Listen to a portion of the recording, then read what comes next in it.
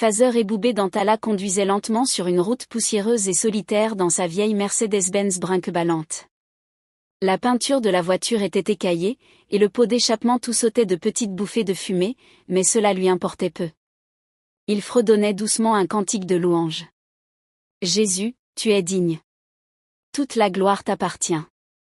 La brise chaude soufflait à travers la vitre fissurée, transportant l'odeur de l'herbe sèche et de la poussière rouge. La sueur coulait le long de son cou, mais il souriait. Il était en route vers l'église catholique Sainte-Marie, Ogbeke, prêt à commencer son œuvre pour Dieu. Le père Dantala avait entendu des rumeurs sur le village, mais il priait sans cesse et croyait fermement que Dieu l'aiderait. Il se sentait paisible et déterminé. Alors qu'il prenait un virage, il aperçut soudain quelque chose bloquant la route. De vieux pneus brûlés et des troncs secs avaient été traînés en travers du chemin étroit. Cela ressemblait à un barrage routier rudimentaire. Il ralentit, fronçant les sourcils. Le moteur grogna lorsqu'il coupa le contact. Il ouvrit la portière et descendit prudemment, sa soutane noire flottant légèrement dans la brise. La poussière s'éleva autour de ses sandales alors qu'il marchait vers l'obstacle pour le déplacer. Soudain, un bruissement se fit entendre dans les buissons voisins. 2 hommes surgirent, leurs visages durs et pleins de colère. L'un tenait un fusil de chasse artisanal. L'autre, un vieux pistolet rouillé. Le père Dantala se figea un instant, serrant sa Bible plus fort. Sans prévenir, ils levèrent leurs armes. Boum! Le premier coup retentit. Boum! Le second suivit rapidement. Boum! Une 3e détonation.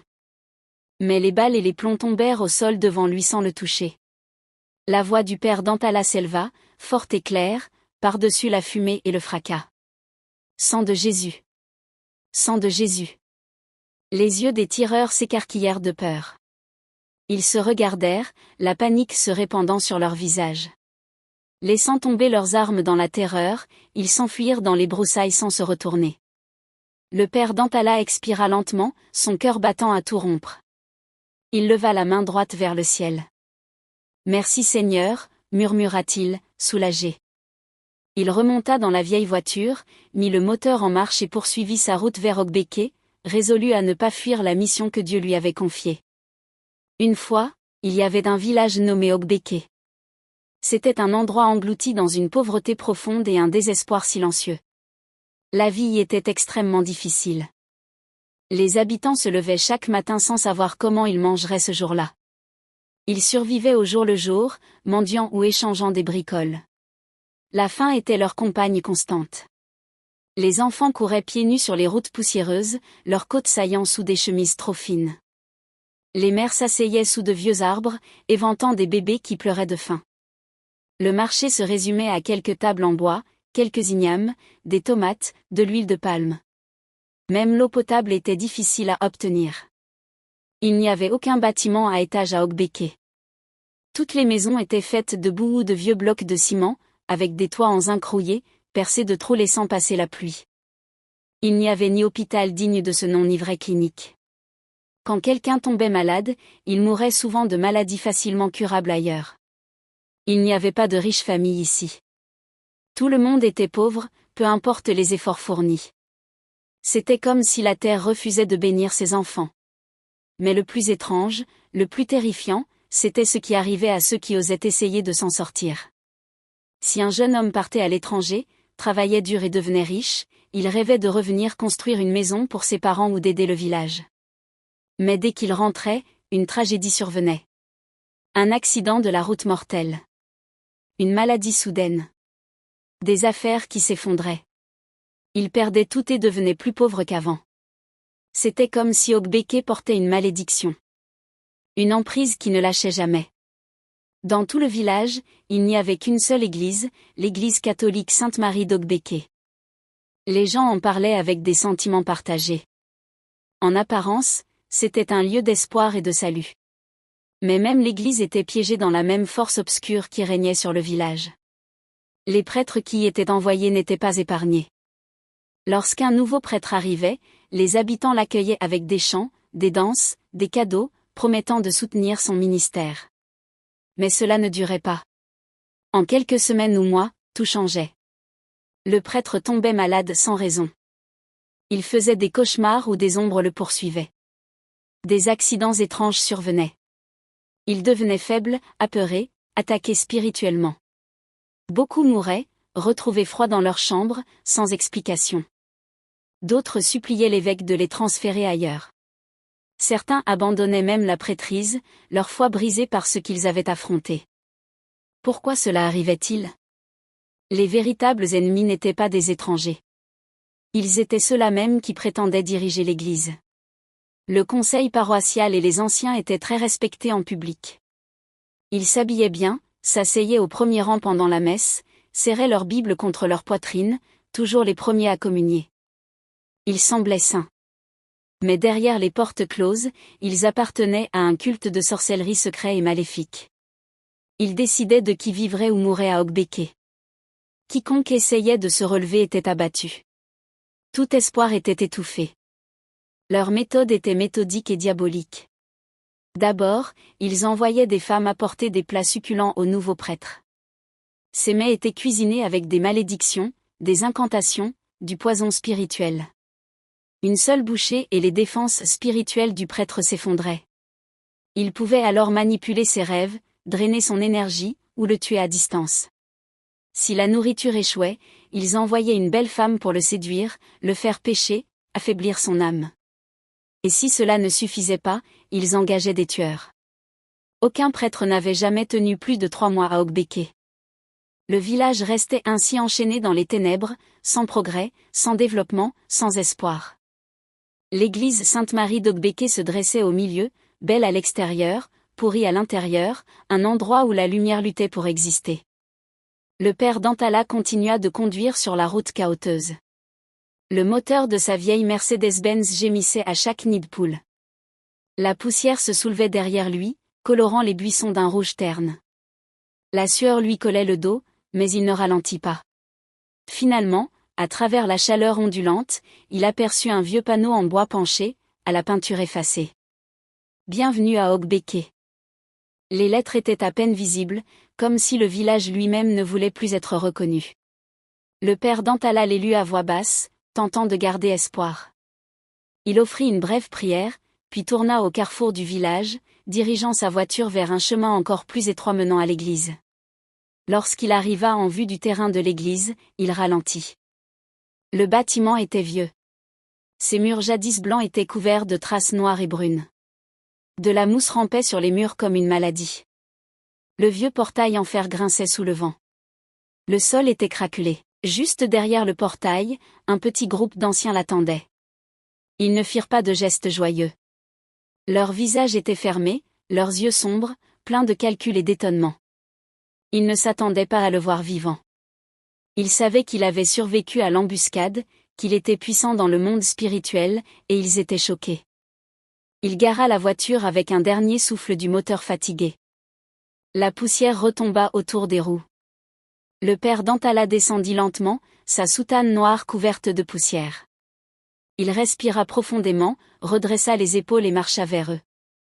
Lorsqu'il fut assez proche, il ouvrit les bras en signe de paix et dit d'une voix calme et douce, « Que la paix du Seigneur soit avec vous. » Ils restèrent figés une seconde. Puis, presque à contre-cœur, ils répondirent à l'unisson, « Et avec vous aussi, Père. » Mais il le vit aussitôt. Leur sourire était faux, mince comme du papier. Leurs yeux ne correspondaient pas à leurs paroles. Ils étaient surpris qu'il soit là, debout, intact, les bénissant. Le père Dantala laissa tomber lentement ses mains. Il regarda l'église derrière eux. Les portes étaient ouvertes, mais l'intérieur était sombre. Les bancs étaient couverts de poussière. Des toiles d'araignée pendaient dans les coins. L'air était lourd, comme si personne n'osait y respirer. Il s'avança pour jeter un œil. L'église était vide. Un espace creux qui aurait dû être rempli de chants et de prières, mais qui ne contenait que le silence et l'attente. Un frisson le parcourut. Il se souvenait des avertissements des autres prêtres. Des murmures qu'il avait essayé d'ignorer. On disait que des sorciers avaient pris l'église. Que les gens d'Okbeke avaient abandonné Dieu. Que des autels secrets avaient remplacé les crucifix. Il ressentait maintenant la vérité de ces mots. Ce n'était pas un village ordinaire. Il regarda de nouveau les visages des anciens. Ils ne baissèrent pas les yeux, mais ils ne sourirent pas plus. Ils attendaient. Il inspira lentement pour se raffermir. Il était le 4e prêtre en un an. Il pensa au dernier, mort à son bureau, plume encore en main, en train de supplier l'évêque de le transférer. Il frissonna légèrement, avalant sa peur. Non, il ne fuirait pas. Il ne reculerait pas. Il était venu pour apporter la lumière.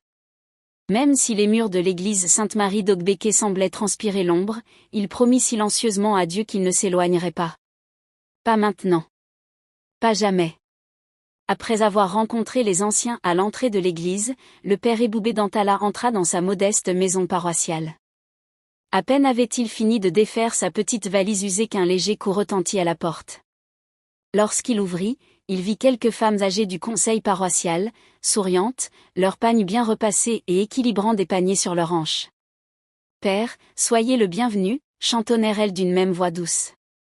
Elles lui remirent leurs cadeaux avec précaution et respect, de gros ignames, des légumes verts frais, des plantains mûrs, des mangues juteuses, et un plateau couvert d'un riz fumant au parfum irrésistible. Le père Dantala accepta tout avec une politesse calme, inclinant légèrement la tête en recevant chaque article, sa voix douce, « Merci beaucoup. Que Dieu vous bénisse. » Leurs sourires s'élargirent alors qu'elle murmurait « Amen », scrutant attentivement son visage, à la recherche d'un enthousiasme trop pressé. Mais elles ne virent qu'une prudence maîtrisée. Le père Dantala referma doucement la porte derrière elle et posa la nourriture sur sa petite table en bois. Le plateau de riz libéra un souffle de vapeur aromatique lorsqu'il souleva le couvercle pour vérifier, mais il ne prit même pas une bouchée. Il le referma aussitôt et le laissa intact. Le lendemain, il se rendit lui-même au petit marché local. Il marcha entre les étals en bois, saluant les vendeuses avec gentillesse, demandant des tomates, oignons, piments et poissons secs. Il paya de sa propre poche et porta les provisions lui-même, refusant toute aide pour la livraison. Dans sa minuscule cuisine, il cuisina personnellement sur un vieux foyer à charbon. Il ne mangea que ce qu'il avait préparé de ses mains. Pendant ce temps, les anciens de l'église observaient. Ils remarquèrent le plateau de riz intact, les fruits parfaitement disposés comme au moment de l'offrande, les ignames inchangés. Ils comprirent rapidement que leur second plan avait échoué. Le père Dantala ne mangerait pas leur nourriture. Ils n'étaient pas comme les autres. Ces anciens n'étaient pas de simples membres du conseil. Officiellement, ils étaient des leaders respectés. Mais dans un village où tout le monde luttait pour survivre, ils seuls vivaient confortablement. Leurs vêtements étaient neufs, leur maison bien entretenue et toujours remplie de provisions. Leurs enfants fréquentaient des écoles privées dans d'autres villes. Tous dans la cinquantaine, rusés et expérimentés. Il y avait Mama Ebélé, autoritaire et prompte à user de proverbes, qui se tenait comme une reine, le regard dur comme la pierre. Mama Onom, silencieuse et glaciale, qui souriait rarement et observait toujours, calculant sans cesse. Olokun, large et charmeur, qui séduisait les visiteurs par des rires faciles, mais dont les mots cachaient du venin. Bako, nerveux et rapide, ses yeux en mouvement constant, ses doigts tapotant sans cesse sur sa Bible, toujours à l'affût. Et enfin, Papa Odou, le plus âgé, avec sa barbe blanche soignée et sa voix basse pleine de fausse humilité, prétendant être sage et pieux, mais cachant les ténèbres les plus profondes. C'étaient eux qui tenaient le village d'Ogbeke entre leurs griffes. Ils manipulaient les décisions, influençaient les familles, et déterminaient qui s'élevait ou chutait. Et chaque dimanche, ils jouaient la comédie à la perfection. Toujours les premiers à arriver à l'église, occupant les premiers bancs, serrant leur Bible contre leur poitrine comme des boucliers. Ils acquiesçaient gravement aux lectures, fermaient les yeux aux prières, et répondaient bruyamment Amen à chaque bénédiction.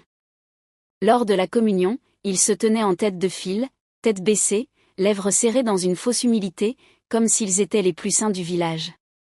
Mais tout cela n'était qu'un masque. Sous ces gestes rituels et versets bibliques se cachait un pouvoir noir qui étouffait Ogbeke. Ils n'étaient pas seulement des dirigeants, mais les gardiens spirituels de la souffrance. Et en voyant le père Dantala refuser leur nourriture, le voir cuisiner lui-même, sans peur ni naïveté, ils comprirent qu'ils ne tomberaient pas si facilement. Le premier dimanche du père Dantala à Sainte-Marie d'Ogbeke, il monta lentement les marches grinçantes du vieux pupitre. Il se retourna et observa la congrégation. Ce fut une déception. L'église était presque vide. La poussière couvrait les bancs en bois, et la lumière filtrant par les hautes fenêtres révélait des particules flottantes. L'atmosphère était abandonnée, lourde de silence et de peurs anciennes. Il inspira profondément, puis éleva la voix avec force, laissant les mots résonner contre les murs fissurés. Repentez-vous. Détournez-vous du mal.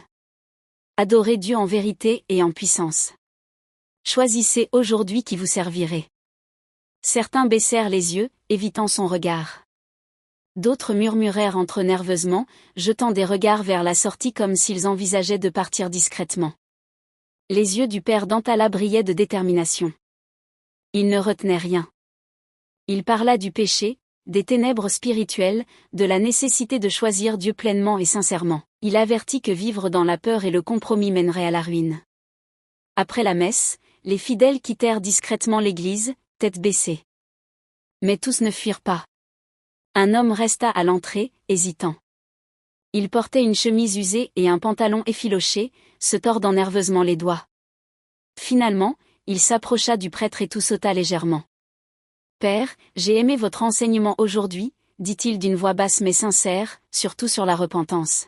« Ce village a besoin de quelqu'un comme vous, car ici, les gens ont abandonné Dieu. » Le père Dantala sourit doucement, sentant naître un peu d'espoir. « Comment t'appelles-tu ? » Godwin, répondit-il. Ils se serrèrent la main fermement. Un instant plus tard, une jeune femme en voile bleu s'approcha timidement. Elle regarda d'abord ses pieds, puis leva les yeux pour croiser ceux du prêtre. « Bonjour, mon père. »« Ton nom ?» demanda-t-il gentiment. « Favour. Je fais partie de la Société des Maris. Nous nettoyons et décorons l'autel. » Le père Dantala hocha la tête, les regardant tous deux avec sérieux. « Il faut aller dire aux gens de revenir. L'Esprit de Dieu est ici à nouveau. » Ils acquiescèrent, le visage résolu. Il sentit une petite lumière d'espérance percer l'obscurité. Le lundi matin, ils se rendirent à la place du marché. Le soleil était brûlant, frappant le sol poussiéreux. Ils se tinrent au milieu des vendeurs et des passants, ignorant les regards curieux et méfiants. Le père Dantala leva sa Bible et commença à prêcher d'une voix claire. Revenez à Dieu. Il n'a pas abandonné Ogbeke. Rejetez les œuvres des ténèbres. Sa voix coupait l'air, déterminée, pleine de passion. Godwin se tenait à ses côtés, partageant son témoignage, racontant à qui voulait l'entendre comment le village avait tourné le dos à Dieu et devait revenir à lui. Favour chantait des cantiques dans une voix claire et posée. Les paroles de louange s'élevaient au-dessus du vacarme du marché. Certains villageois s'arrêtèrent pour écouter, hochant lentement la tête. D'autres croisèrent les bras et détournèrent le regard, murmurant avec mépris. Il n'est pas différent. Il mourra bientôt ou partira. Mais le père Dantala ne s'arrêta pas. Semaine après semaine, il revint, prêchant de tout son cœur. Lentement, les bancs de Sainte-Marie commencèrent à se remplir. Les enfants revinrent au catéchisme, apprenant prière et chant.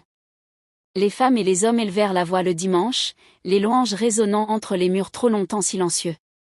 Mais tout le monde n'était pas heureux.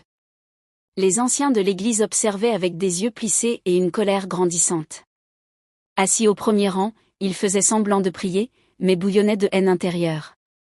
En voyant ces progrès, ils surent qu'ils devaient agir.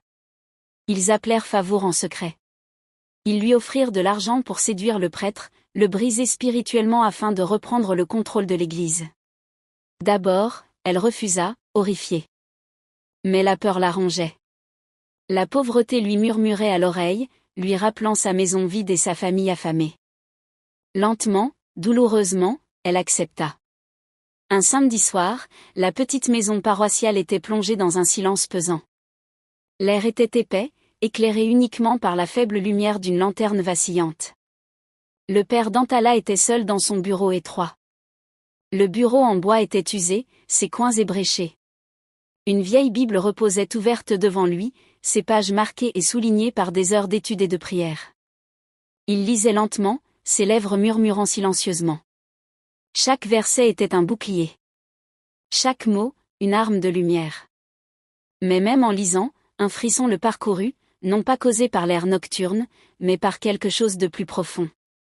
Il s'arrêta, fixant la page sans la voir.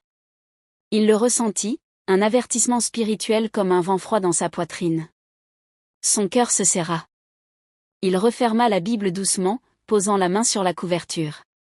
Il inclina la tête en prière, parlant doucement mais avec force. « Seigneur, donne-moi la sagesse. Révèle les pièges de l'ennemi. Protège ton serviteur ce soir. » Un instant, seul le souffle de la lanterne remplit la pièce. Puis un bruit rompit le silence, un coup discret à la porte. Il ne sursauta pas. Il se redressa, les yeux à peine plissés. « Entrez, dit-il d'une voix calme, mais vigilante. » La porte grinça. Favour entra lentement. Ses yeux baissés, mais ses pas rassurés. Elle avait remonté sa jupe jusqu'aux cuisses, le tissu formant des plis pour dévoiler trop de peau. Son chemisier était déboutonné de façon provocante. Elle jouait la fausse innocence. Mais le père d'Antala ne bougea pas. Il avait déjà vu tout cela, non pas avec ses yeux physiques, mais dans l'esprit. Il vit l'intention noire autour d'elle, les promesses et l'argent qui l'avaient poussé à franchir cette porte. Il saisit sans précipitation la bouteille d'eau bénite sur son bureau. Lorsqu'elle leva les yeux, s'attendant à y trouver de la confusion ou du désir, elle ne vit rien de tel. À la place, elle rencontra une autorité claire, inébranlable. « Pourquoi as-tu laissé le diable t'utiliser » demanda-t-il d'une voix basse mais tranchante. Favour se figea. Ses doigts agrippèrent sa jupe. Sa bouche s'ouvrit sans qu'aucun son n'en sorte. Les larmes montèrent aussitôt, brillant sous la lumière de la lanterne. Il ne relâcha pas la pression. « Pourquoi as-tu accepté » reprit-il. « À cause de l'argent qu'ils t'ont promis. » Cette phrase la brisa. Ses genoux cédèrent.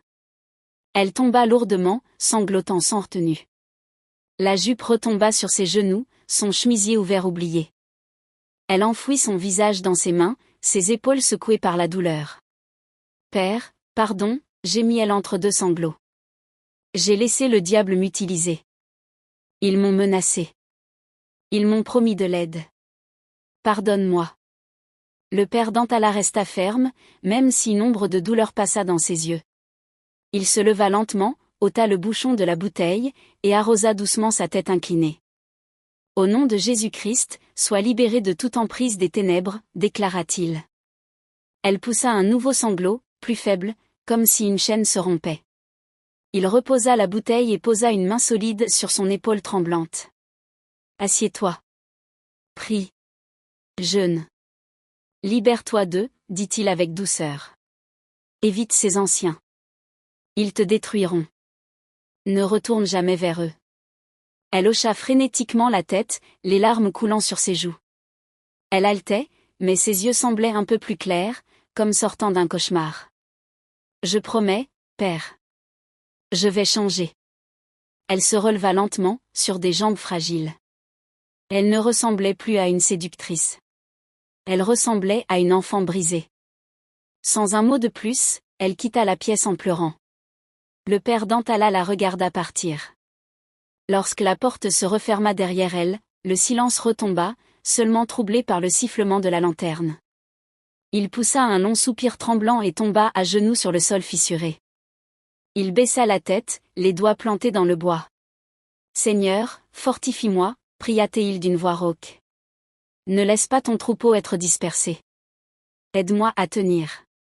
Aide-moi à les sauver. » Et dans la lumière tremblotante de la flamme, il resta là, priant. Tandis que dehors, l'obscurité d'Okbeke pressait contre les murs de sa chambre. Mais les anciens ne renoncèrent pas. Même si leur plan avec Favour avait échoué, ils refusèrent de s'avouer vaincus.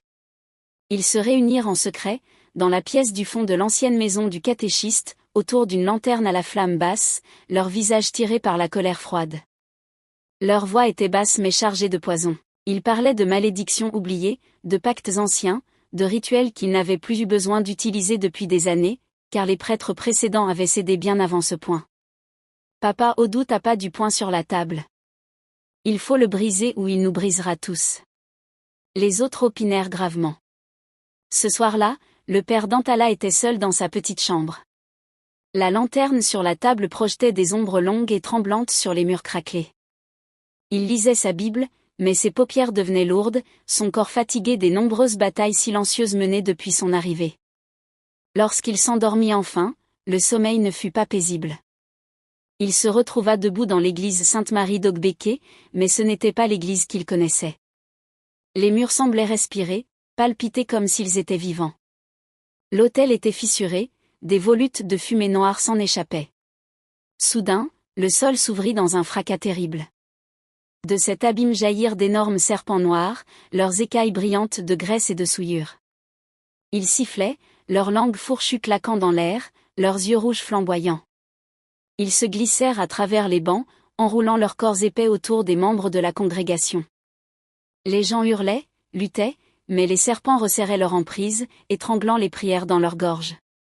Et devant, comme des chefs de cérémonie de l'enfer, se tenaient les anciens. Mama Ebele jeta la tête en arrière en riant, ses dents semblant coupantes comme des rasoirs. Mama Onom croisa les bras avec un sourire glacial. Olokun applaudissait avec une joie mauvaise, tandis que Bako dansait, ses doigts agités comme des griffes. Papa Odu hochait lentement la tête, sa main caressant sa barbe blanche d'un geste satisfait. Leur visage était tordu par une jubilation inhumaine. Puis une voix tonitruante fit trembler la terre dans cette vision, une voix puissante comme un tonnerre divin qui écrasa les rires et le chaos. Va à Sugbe. Jeûne et prie pendant 3 jours. Je vais les exposer. Ces mots résonnèrent dans les os du père Dantala. Il se réveilla en haletant, trempé de sueur, sa soutane collée à son dos, le matelas humide. Il pressa les paumes sur sa poitrine pour calmer les battements affolés de son cœur. Ce n'était pas un rêve. C'était un ordre. Il se leva, tandis que le ciel était encore noir. Il s'agenouilla près de son lit, essuya son visage avec un chiffon et pria d'une voix tremblante. Seigneur, j'obéirai. À l'aube, il rassembla quelques affaires dans un sac simple. Lorsqu'il sortit, le jour pointait à peine, les ombres encore longues. Godwin était déjà en train de balayer la cour de l'église. Le père posa une main sur son épaule. Godwin, je vais au monastère de Sugbe pour prier. Ne dis rien à personne. Godwin hocha la tête, inquiet mais obéissant. Sans ajouter un mot, le père Dantala tourna les talons et partit, sentant les regards invisibles peser sur lui. Le monastère de Sugbe était perché dans une forêt paisible. Une petite chapelle de pierre entourée d'arbres épais, un lieu silencieux et frais. Là, il s'enferma loin du monde. Il refusa toute nourriture, toute distraction. Il se jeta à genoux sur le sol froid, la voix cassée par la soif et la supplication. Seigneur, détruis leur pouvoir. Expose-les. Libère cette terre. Il lut les psaumes à voix haute jusqu'à ce que sa gorge brûle, les mots fendillés mais fermes. L'Éternel est ma lumière et mon salut. De qui aurais-je peur? Il pleura, le front posé contre le sol, ses larmes trempant la poussière. Ses prières n'étaient pas élégantes. Elles étaient brutes, douloureuses. Il priait pour les enfants affamés d'Ogbeke, pour les prêtres morts, pour sa propre force. 3 jours et 3 nuits, il resta là, combattant la faim, le doute, les murmures de peur qui tentaient de l'écraser. Et au 3e soir, alors que les bougies s'éteignaient et que l'obscurité remplissait la chapelle, une paix immense descendit sur lui. Un calme si profond que son cœur se détendit instantanément. Et dans cette tranquillité sacrée, il entendit à nouveau la voix. Cette fois, elle n'était plus tonitruante, mais douce, certaine. Retourne. Je suis avec toi. Il essuya ses larmes et se leva lentement, les jambes vacillantes, mais l'âme comme trempée dans l'acier. Au premier rayon pâle de l'aube, il rassembla ses quelques affaires et sortit. Il inspira profondément l'air froid et pur, puis monta dans sa vieille Mercedes-Benz, tourna la clé et prit la route du retour vers Ogbeke. Cette fois, il ne craignait plus rien. Il était prêt. Ce dimanche-là, l'église Sainte-Marie d'Ogbeke débordait de monde. La rumeur s'était répandue comme une traînée de poudre, le père avait fui, disait-on. Il avait pris peur comme tous les autres. Mais là, devant eux, il se tenait, droit, calme, vêtu de sa vieille soutane noire. Il attendit que le tumulte s'apaise. Il lisait la suspicion dans certains regards, la peur dans d'autres, une faible lumière d'espoir dans quelques-uns. Quand le silence devint assez profond pour qu'on entende chaque mot, il leva la voix, la laissant résonner sous la charpente. Aujourd'hui, Dieu exposera chaque sorcier et chaque magicien qui terrorise ce village. Un frisson parcourut l'assemblée. Certains écarquillèrent les yeux, d'autres murmurèrent, se tournant nerveusement vers leurs voisins. L'église devint si silencieuse qu'on entendait le vent dehors agiter les branches. Le père Dantala ne détourna pas les yeux. Il tenait la congrégation de son regard ferme.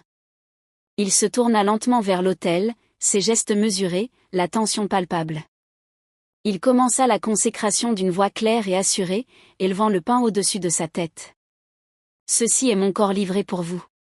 Seigneur, que ton feu révèle chaque mal dans cette église aujourd'hui. » À peine avait-il parlé que le vent s'engouffra dans l'église fermée. Les volets de bois claquèrent contre les murs. Les cierges tremblèrent violemment, certains s'éteignirent, d'autres flambèrent de manière surnaturelle. Les fidèles se penchèrent, les enfants se mirent à pleurer, mais le père Dantala continua sans broncher. Quand vint le moment de la communion, il s'avança lentement. Il tenait les hosties consacrées avec révérence, mais ses yeux balayaient la file. En tête, comme toujours, se tenaient les anciens. Mama Ebele, droite, menton relevé avec défi. Mama Onom, yeux impassibles. Olokun, main jointe, mimant l'humilité. Bako, le regard fuyant. Papa Odou, caressant sa barbe avec cette même fausse sérénité. Ils essayaient de paraître calmes, sains, innocents. Mais le père Dantala voyait au travers. Il plaça l'hostie sur leur langue une par une, avec autorité. Corps du Christ, prononça-t-il. Ils reçurent avec dévotion simulée, baissant les yeux pour éviter son regard perçant. Mais ils ne pouvaient se cacher. Quelques secondes à peine après avoir avalé, cela commença. Mama Ebele poussa un cri étranglé. Feu! Feu! Ça brûle! Hurla-t-elle. Mama Onom porta une main à sa poitrine, ses yeux roulant vers l'arrière. Olokun s'effondra à genoux, criant de douleur, frappant l'air comme pour éteindre des flammes invisibles. Bako se tordait sur le sol, hurlant. Papa Odou chancela, agrippant une colonne, la bouche ouverte, hurlant à son tour. Tous se mirent à rouler par terre, se griffant la peau, comme si le feu les consumait. L'église éclata en cris. Les fidèles criaient, reculaient contre les murs. Les mères cachaient les yeux de leurs enfants. Des hommes hurlaient de stupeur. Le père Dantala leva les mains, sa voix couvrant le tumulte. « Confessez vos péchés et soyez libres !» Les anciens gémissaient, leur dignité réduite en cendres, leurs masques déchirés. « Je vais avouer. Que ça s'arrête. Pitié !» suppliaient-ils. Ils commencèrent à cracher la vérité, leurs mots tombant dans l'église comme des pierres. « Nous avons lié ce village à la pauvreté. Nous avons tué les prêtres. Nous avons envoyé les assassins. Nous avons maudit la nourriture. Nous avons empêché les jeunes de prospérer. » La vérité coulait comme de la boue, choquant tous ceux qui écoutaient. La congrégation éclata en cris furieux. « Tuez-les! Lapidez-les !» Des hommes saisirent des pierres, prêts à les achever. Mais le père Dantala leva les deux mains bien haut. « Arrêtez !» Le silence retomba, lourd comme un linceul. Il regarda autour de lui, les yeux pleins de chagrin et d'autorité. « Notre Dieu est miséricordieux, » dit-il lentement, sa voix brisée par l'émotion. « Si vous vous repentez vraiment et abandonnez le mal, il vous pardonnera. » Les anciens restèrent au sol, sanglotants, leurs vêtements fiers en lambeaux et couverts de poussière. Ils promirent, entre deux sanglots, d'abandonner la sorcellerie à jamais. Puis, un à un, tous tombèrent à genoux. Hommes, femmes, enfants, tous pleuraient, priaient, imploraient le pardon de Dieu. Et dehors, comme si le ciel avait entendu, la pluie se mit à tomber, pour la première fois depuis des semaines. Elle tambourinait sur le vieux toit de tôle, lavait la poussière de la terre assoiffée, coulait en ruisseaux dans les sentiers du village. Les gens levaient le visage, pleurant de joie dans les portes et les fenêtres. Les cultures flétries buvaient enfin à satiété. Les marchands revinrent à Ogbeke, leurs chariots chargés. Les enfants couraient en riant dans la boue, leurs cris de bonheur résonnant dans les rues autrefois étouffées par la peur. Ceux qui avaient fui ce village maudit rentraient enfin de l'étranger, impatients de voir leur terre renaître.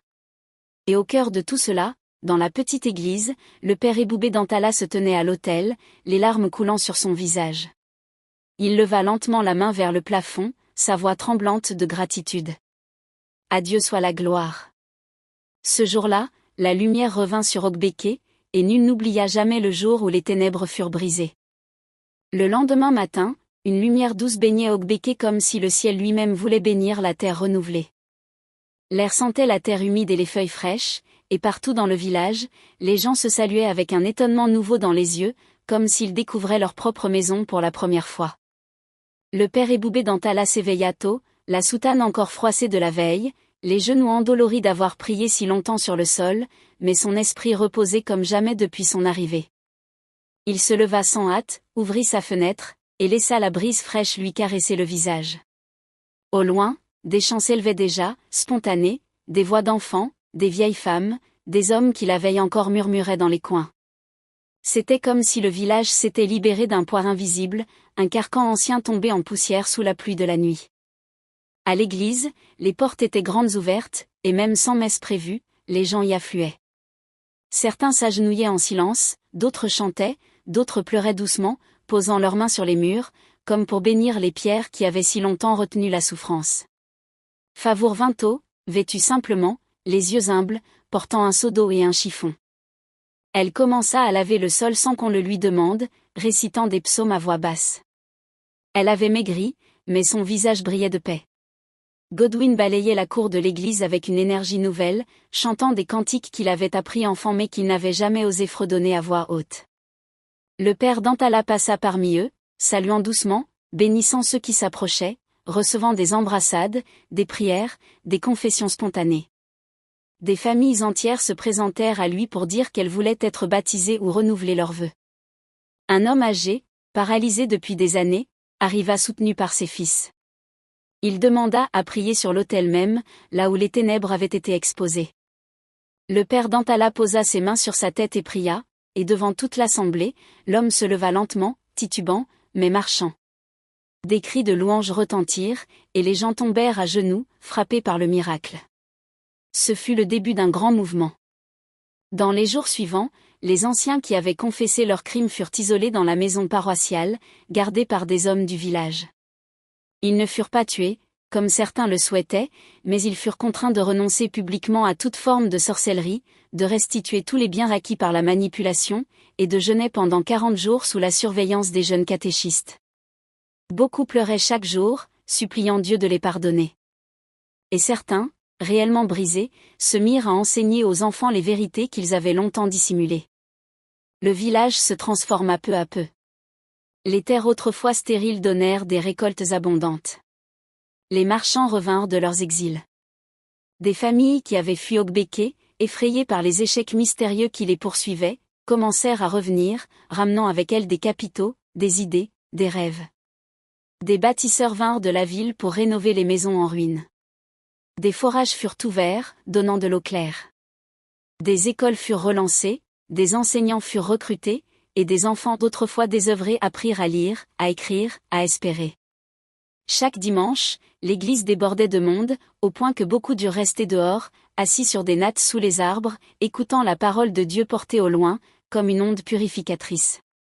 Le père d'Antala n'était plus seul. Il avait des aides, des catéchistes, des veuves guéries de la honte qui dirigeaient les chants, des jeunes hommes délivrés qui témoignaient avec feu. Même les anciens ennemis commencèrent à respecter sa force tranquille. Le diocèse, stupéfait par la nouvelle, envoya des représentants pour vérifier, et ceux-ci, après avoir vu la transformation de leurs propres yeux, repartirent émus, proclamant que la lumière de Dieu avait visité Okbeke. Mais le père d'Antala ne cherchait ni honneur, ni récompense. Il restait fidèle à la prière, se réveillant à l'aube pour intercéder, marchant dans les hameaux pour visiter les malades, bénir les champs, consoler les veuves. Il forma de nouveaux leaders spirituels, organisant des retraites, enseignant la parole avec patience et autorité. Le village connut des guérisons, des réconciliations, des renaissances. Des ennemis de toujours se pardonnèrent. Des jeunes filles autrefois livrées aux marabouts brisèrent leurs chaînes et s'engagèrent dans la foi. Un jour, au cours d'une grande messe d'action de grâce, l'église entière se leva pour acclamer le Seigneur. Des chants s'élevèrent, puissants, portés par des tambours, des mains qui battaient le rythme, des voix unies dans la louange. Le père Dantala, au centre, leva les bras au ciel, ses yeux fermés, des larmes coulant le long de ses joues. Il ne pensait pas à lui, mais à tous ceux qui avaient souffert, à tous ceux qui étaient morts avant la lumière. À l'autel, une grande croix sculptée brillait, éclairée par les rayons du soleil qui traversaient le vitrail restauré. Et à l'extérieur, des enfants dansaient dans la cour, libres, les pieds nus dans la poussière désormais bénie. Le vieux panneau d'entrée du village fut remplacé par un autre, gravé de lettres dorées, « Bienvenue à Ogbeke, terre rachetée, lumière retrouvée ». À la tombée de la nuit, alors que le silence doux enveloppait le village, le père Dantala sortit seul, marcha jusqu'à la colline au nord, s'assit sur un rocher, et contempla les lumières dans les maisons, les rires portés par le vent. Il leva les yeux au ciel, joignit ses mains, et dit simplement, « Seigneur, tu as tenu ta promesse. Merci. » Puis il ferma les yeux et resta là, longtemps, écoutant le chant discret des grillons et le bruissement paisible des feuilles, témoin vivant de la victoire de la lumière sur les ténèbres. Le nom de Jésus, murmuré dans la foi, avait brisé des chaînes vieilles de générations. Et désormais, tant qu'il resterait un seul souffle dans l'église d'Ogbeke, cette lumière ne s'éteindrait plus jamais. Merci d'avoir suivi cette histoire bouleversante jusqu'au bout. Si vous avez été touché par le combat spirituel du père Dantala et la transformation miraculeuse du village d'Ogbeke, alors soutenez-nous en vous abonnant dès maintenant à la chaîne. Activez la cloche de notification pour ne rater aucune nouvelle histoire. Laissez un commentaire pour partager vos impressions, vos émotions ou même votre propre témoignage. Et surtout, cliquez sur le bouton j'aime pour montrer que vous croyez, vous aussi, que la lumière triomphe toujours des ténèbres. Partagez cette vidéo autour de vous, vous ne savez jamais qui a besoin d'entendre ce message aujourd'hui. À très bientôt pour une autre histoire inspirante.